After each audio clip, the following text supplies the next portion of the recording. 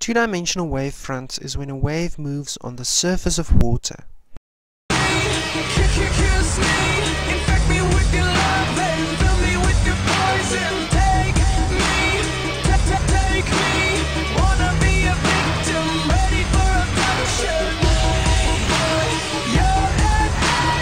Diffraction is when waves appear in a region where no wave pattern or a shadow is expected. To illustrate the effect, you can take a harbour wall where waves flow in from the ocean. It then looks as if the waves bend around the wall. Waves spread out when moving through a gap, and this depends on the size of the gap and the length of the waves. We can test this with a constant wavelength as shown in the picture. The larger a gap becomes, the less diffraction is visible. Diffraction can be explained through Huygens' principle and inference. His principle assumes every wavefront as a source of secondary waves moving forward. Waves come together behind a wall, even when they come from different directions. And after a gap, they will move straight forward. Transverse waves move from side to side, and longitudinal waves move backward and forward. With inference, we see constructive inference when two wave crests come together, and destructive inference when a crest and trough come together.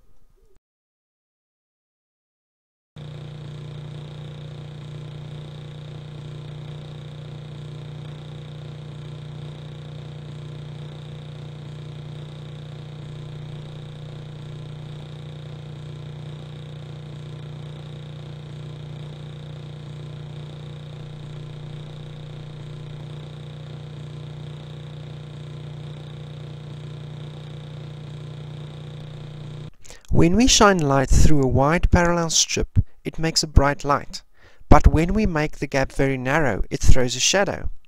The light then moves out to create parts which are dark and bright patches.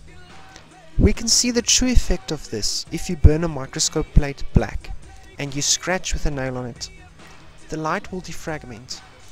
If we take another experiment with a light with a long glow wire and we place a red filter paper on it, you'll be able to see on the microscope plate, if you look at it, the black burnt sections on how light defragmented. You will always see the more narrow the split, the greater the refraction pattern.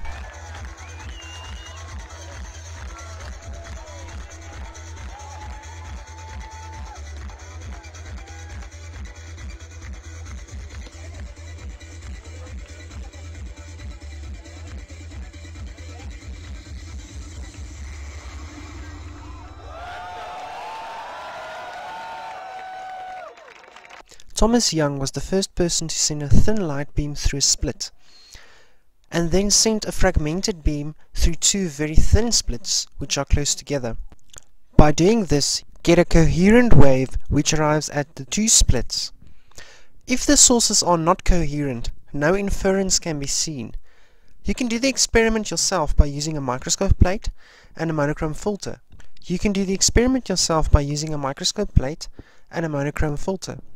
This is so that dark strips are not filled with bright strokes of other colors.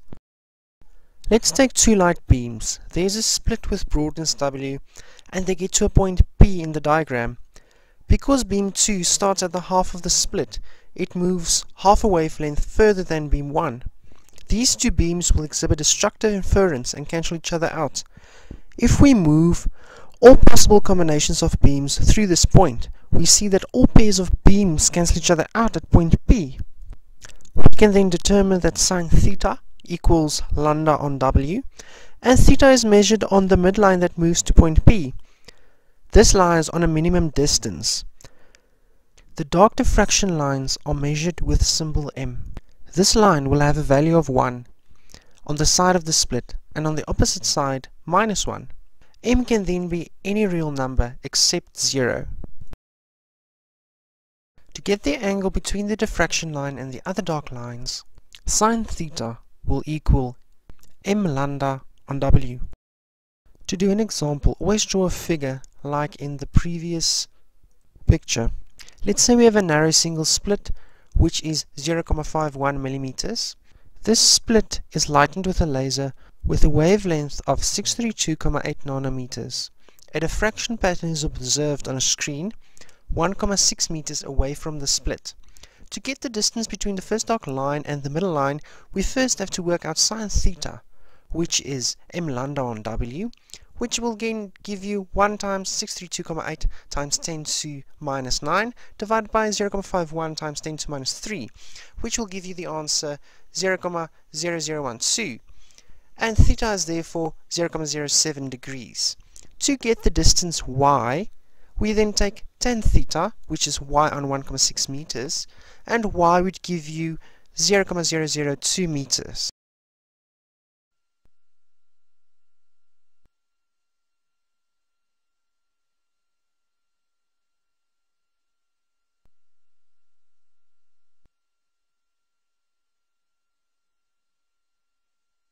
If you drop two water driplets at the same time, you will notice that their waves overlap.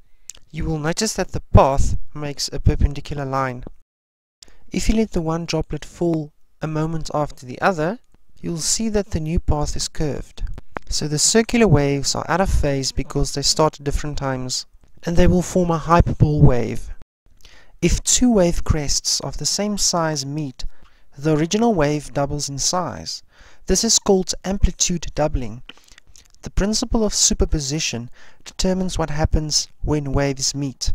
In a wave tank, you can make circle-shaped waves moving outward.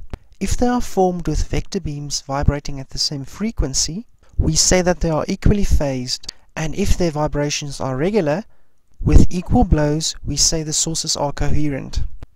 In the diagram, there are two vector beams, S1 and S2. They send out circular waves on the surface of the wave tank. They vibrate at equal phases and they are coherent. This is because the waves leave the source at the same time frame.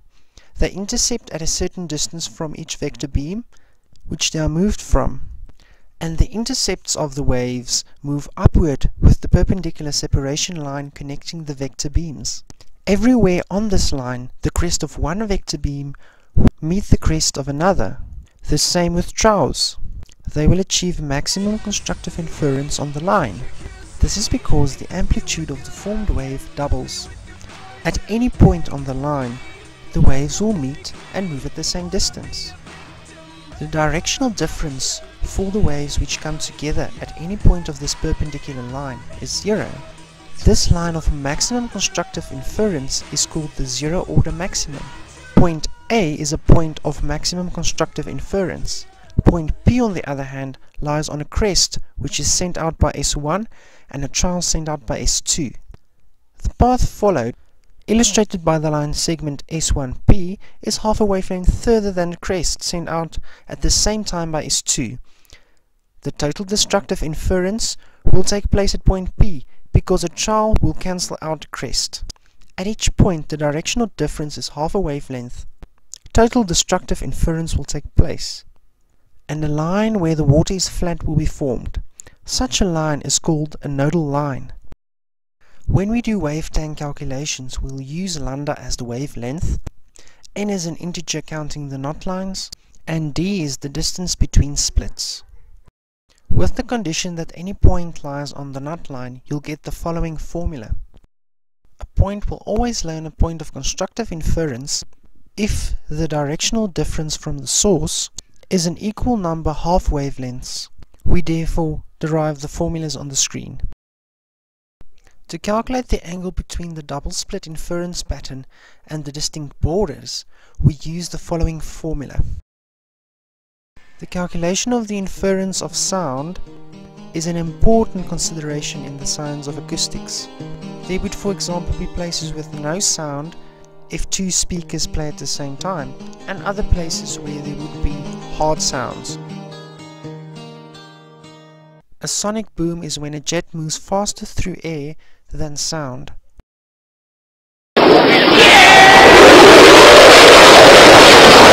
Shock waves exist when an object moves faster through air than the sound waves it makes moves through air. Mach 1 is the speed of sound. Mach 2, for example, is twice the speed of sound. A shock wave forms if a plane moves faster than the speed of sound. When the shockwave reaches the person, he hears the boom. In the figure, you can get the velocity vector of the shockwave. Vs is the speed of the plane, Vw is the speed of sound, and the formula given is what you use to do calculations about shockwaves. You also get a shockwave called the Cherenkov beaming. This is when electrons move faster than the speed of light in certain mediums. An example is if we can now use the information you learned to calculate the velocity of a plane and the distance from the ground. Let's say the plane flies over you and 3 seconds later you hear the boom. By the time you hear the boom, the plane is 20 degrees from the horizon. First work out the vertical component, which will give you 305 meters per second. If you multiply this with 3, you would get the distance. So if you then take the speed of sound in this case as 325, you'll get the velocity of the plane as 950 meters per second. 5, 4, 3, 2, 1, and liftoff of Space Shuttle Atlantis to assemble the framework for the science laboratories of tomorrow.